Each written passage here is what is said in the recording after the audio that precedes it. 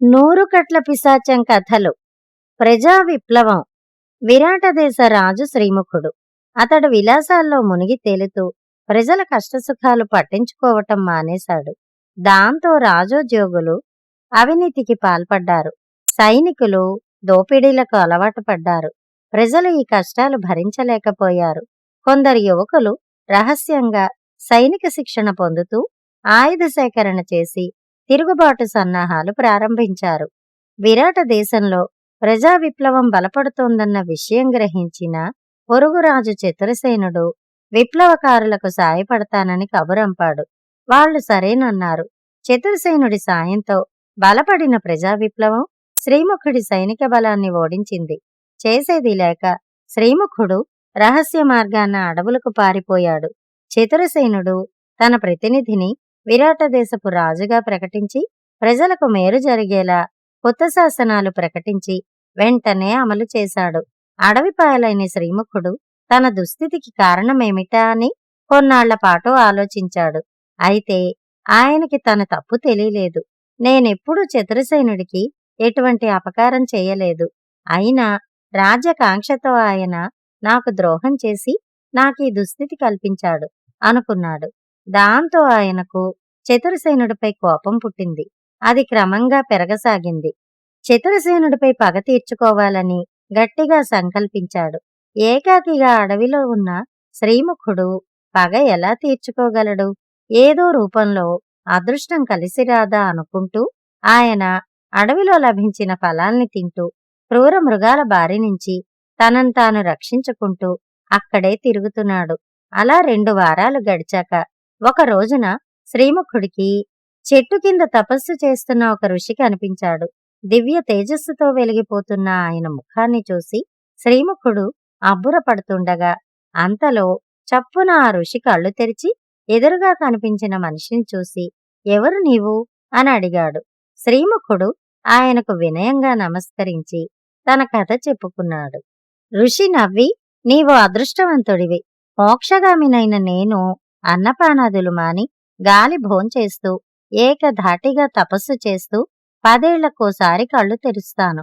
అప్పుడు నా కంటపడిన వారికి కోరిన వరం ఇవ్వటం నాకు సంప్రదాయం. ఏం కావాలో అడుగు. గుర్తుంచుకో, నా తపోబలం సాధారణమైనది కాదు. కావాలంటే నిన్ను రాజును కూడా చేయగలను. ఎటొచ్చి నువ్వు అడిగే కోరిక అసమంజసంగా ఉండకూడదు అన్నాడు. శ్రీముఖుడు ఎంతో సంతోషించి, మహాత్మా, అపకారికైనా ఉపకారం చేయమంటాయి శాస్త్రాలు. మరి ఎన్నడూ తన జోలికి వెళ్ళని నన్ను అకారణంగానో అన్యాయంగానో దెబ్బతీసిన చతురసేనుణ్ణి పదవిచ్యుతుణ్ణి చేసి ఆ సింహాసనాన్ని తిరిగి నేను ఆక్రమించాలని నా కోరిక అన్నాడు. ఋషి వెంటనే, నీ కోరిక సమంజసంగా ఉంది. అయితే నీలో ప్రతీకారవాంఛ ఎక్కువగా ఉంది.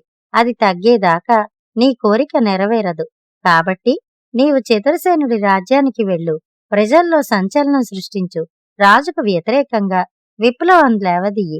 ప్రజానాయకుడివై యుద్ధంలో చతురసేనుణ్ణి ఓడించు. అతడు చేసిందానికి ఇదే తగిన గుణపాఠం. నీ కార్యం నెరవేరడానికి వీలుగా నీకు కొన్ని అద్భుత శక్తుల్నిస్తున్నాను.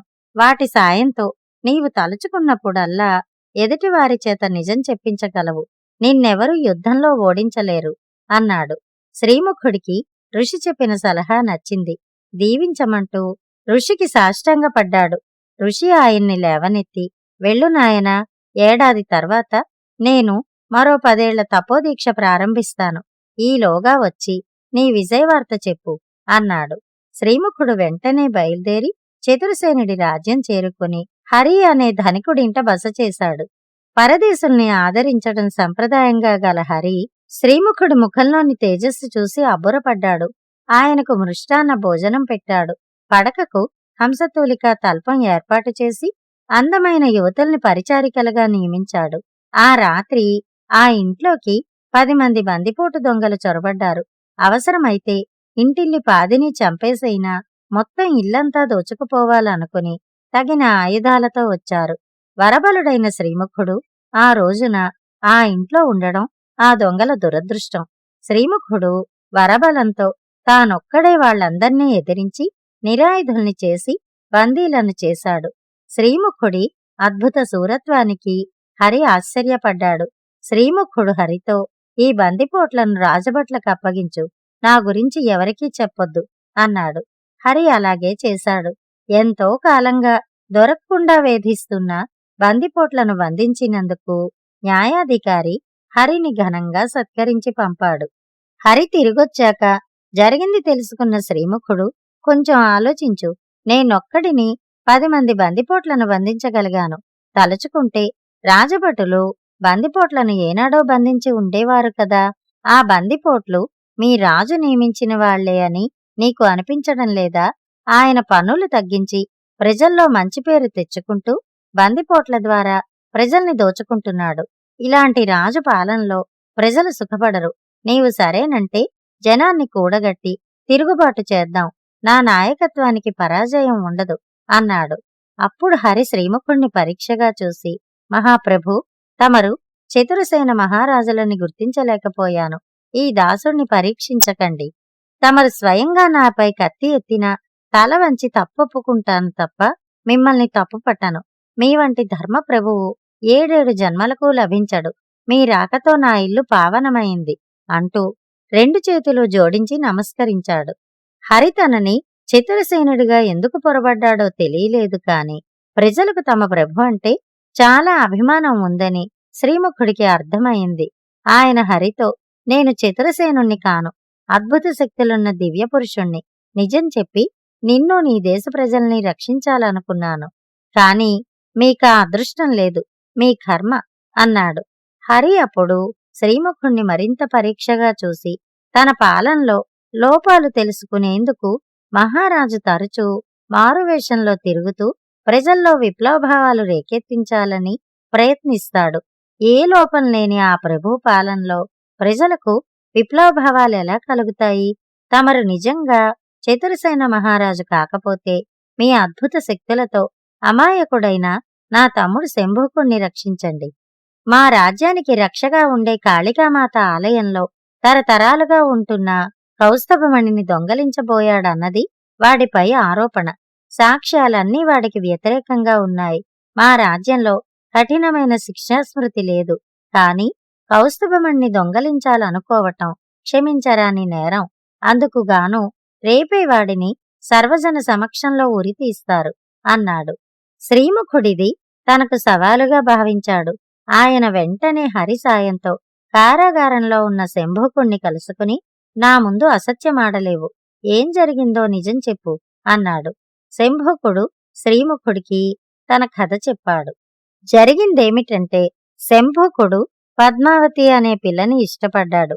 ఆ పిల్ల కూడా వాణ్ణి ఇష్టపడింది. ఇద్దరూ పెళ్లి చేసుకుందామనుకున్నారు. ఆ సమయంలో శంభుకుడు వ్యాపారంలో బాగా నష్టపోయాడు. అయిన వాళ్లంతా వాణ్ణి దూరం పెట్టారు.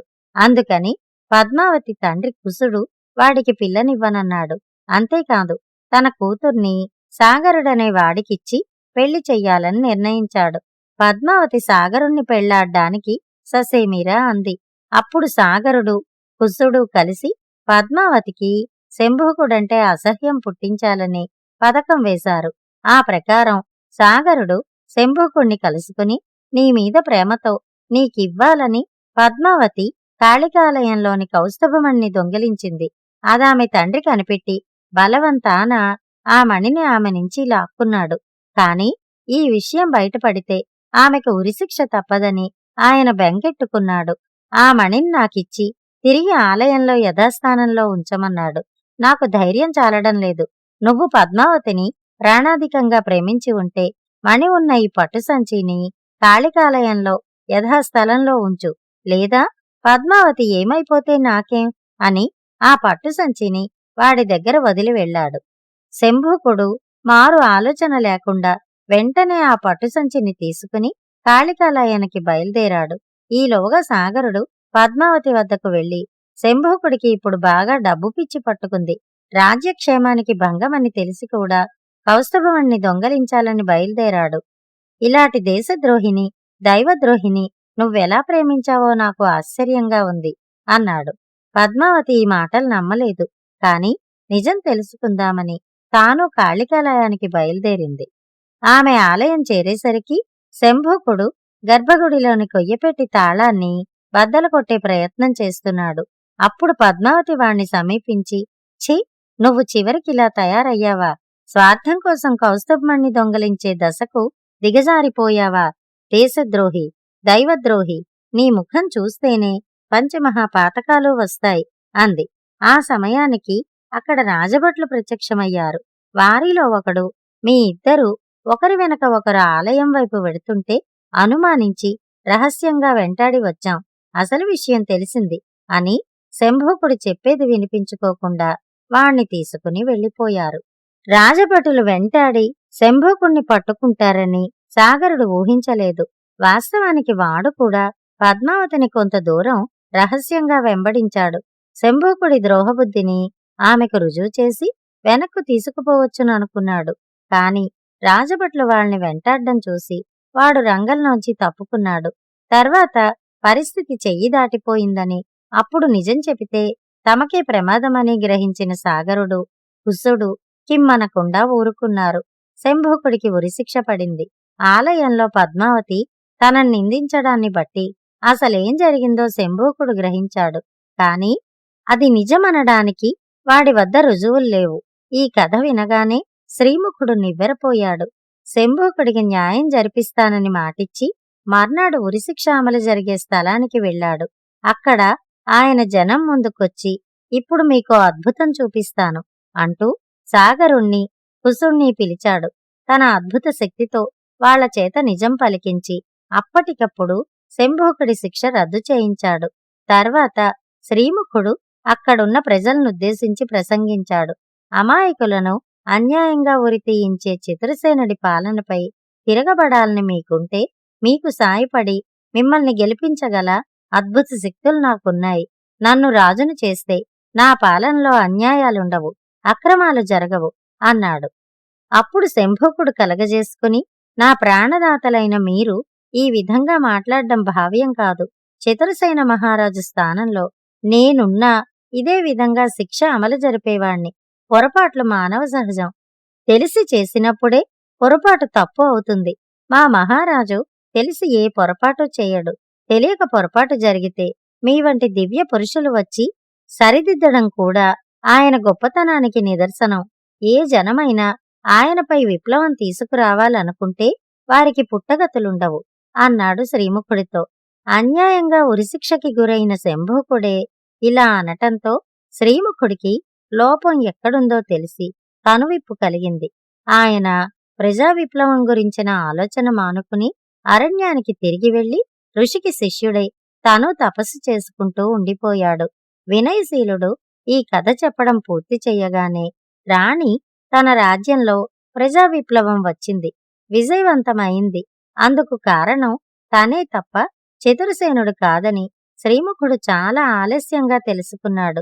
తన ప్రజల చేత ఏ రాజైతే మనస్ఫూర్తిగా ప్రేమించబడతాడో ఆ రాజుకు పొరుగు రాజులు అపకారం చేయలేరని ఆలస్యంగానే అయినా నేను తెలుసుకున్నాను. నా రాజ్యంలో ప్రజా విప్లవం వచ్చే అవకాశాలు లేకుండా చెయ్యాలి. ఈ విషయంలో ఇక ఆలస్యం కూడదు అని మనసులోనే మదనపడింది. మహారాణి ఆలోచనలు ఎలా ఉన్నప్పటికీ ఆమెకి కథ బాగా నచ్చింది. ఆమె కథని మెచ్చుకోగానే వినయశీలుణ్ణి ఆవహించిన 100 కట్ల పిశాచానికి మరో కట్టు విడిపోయింది. మర్నాడు వినోద ప్రదర్శనకు ముందు యథాప్రకారం కథ వినడానికి మళ్లీ వచ్చింది మహారాణి. వినయశీలుణ్ణి ఆవహించి ఉన్న పిశాచం మరో కథ చెప్పడం ప్రారంభించింది. ఆ కథతో మరొకసారి కలుద్దాం. అంతవరకు సెలవు.